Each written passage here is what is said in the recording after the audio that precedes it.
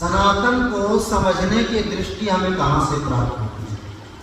महर्षि मनु ने स्पष्ट शब्दों में संकेत दिया जिसे लोग समझ नहीं पा रहे।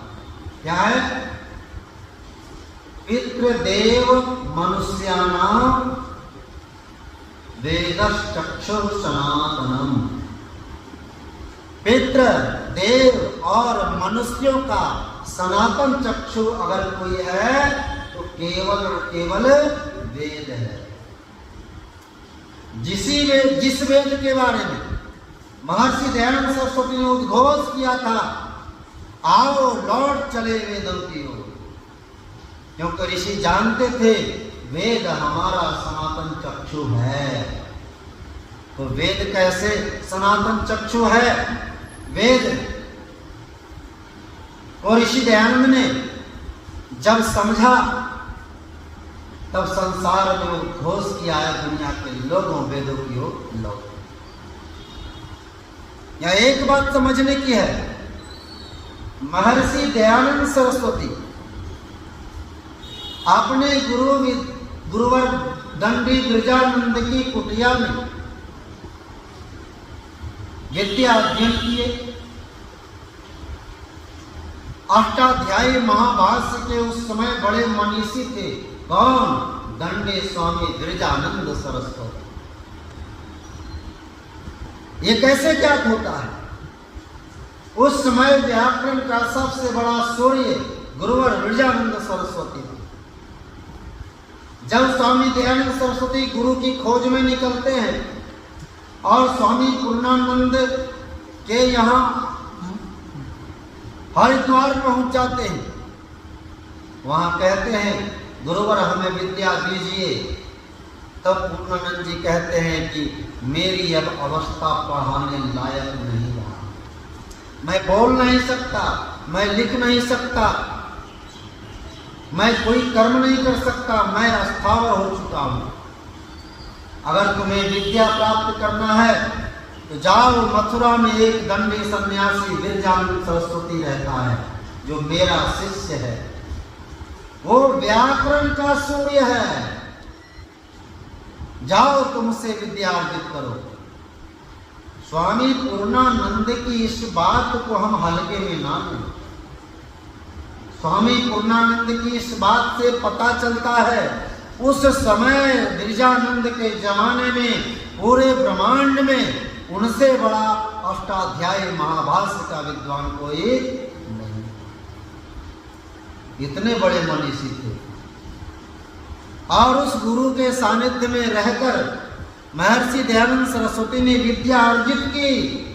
और विद्या अर्जन के बाद जब विद्या पूरी हो गई तब दयानंद कहते हैं गुरुवर अब हमें आदेश दीजिए, हम प्रस्थान करना चाहते हैं, हमने विद्या प्राप्त कर ली है। आजकल का विद्यार्थी ये दम रख सकता है, अपने गुरु से कह सकता है कि मैंने विद्या पूरी कर ली, हम जाना चाहते हैं ना। वो दमखम आज के विद्यार्थी में नहीं दिखता है। लेकिन जैसा गुरु वैसा शिष्य, दोनों के चित्त मन एक, दोनों के स्वभाव एक से, दोनों सन्यासी, दोनों वीतराग, दोनों संसार के झंझावतों से उन्मुक्त, दोनों में लेस मात्र भी लोभ लालच दंभ नहीं, दोनों विद्वान धर्मात्मा, ऐसा मिलन का गुरु और शिष्य। तभी तो दयानंद के जीवन में मनोमस्तिष्क में गुरु ब्रजानंद ने सारी विद्या उड़ेल करके रख दी। और जब विदा लेने लगे तब गुरु की आंखों से गंगा जमुना बह जाती। शिष्य कहते हैं कि गुरुवर मेरे पास इस लौंग के सिवाय कुछ नहीं है देने के लिए, यही गुरु दक्षिणा हम दे सकते हैं। ब्रजानंद ने कहा ना, तुम और कुछ दे सकते हो, देना है तो दो, नहीं तो जाओ। कहा क्या मांगते हैं गुरुवर, बोल के तो देखो। कहा मैं तुमसे तुम्हारा जीवन मांगता हूं। ऋषि ने कहा किस लिए? कि आज भारत देश गुलाम है, पराधीन है। सत्य सनातन वैदिक संस्कृति लोप होता जा रहा है। वैदिक शिक्षा समाप्त होती जा रही है। वेद शून्य वसुंधरा हो गई है। जाओ बेटे जाओ, वेदों का उद्धार करो। हम यही चाहते हैं। अगर ये गुरु दक्षिणा दे सकते हो तो दो, नहीं तो तुम जा सकते हो। मेरा आशीर्वाद तुम्हारे साथ। बंधुओं, ध्यान देना, उस समय महर्षि दयानंद सरस्वती ने आपके अपने गुरु के समक्ष संकल्प लेता है कि गुरुवर, मैं संकल्प लेता हूं कि मैं वेदों का उद्धार करूंगा, संसार से अविद्या को मिटाऊंगा, भारत की आजादी का बिगुल बजाऊंगा और सत्य सनातन वैदिक संस्कृति की मैं रक्षा करूंगा। ये संकल्प लेकर शिष्य गुरु के चरणों में झुक जाता है और गुरु आशीर्वाद देते हैं, तुम्हारी बरकत हो बेटा, तुम्हारी बरकत हो, बरकत हो।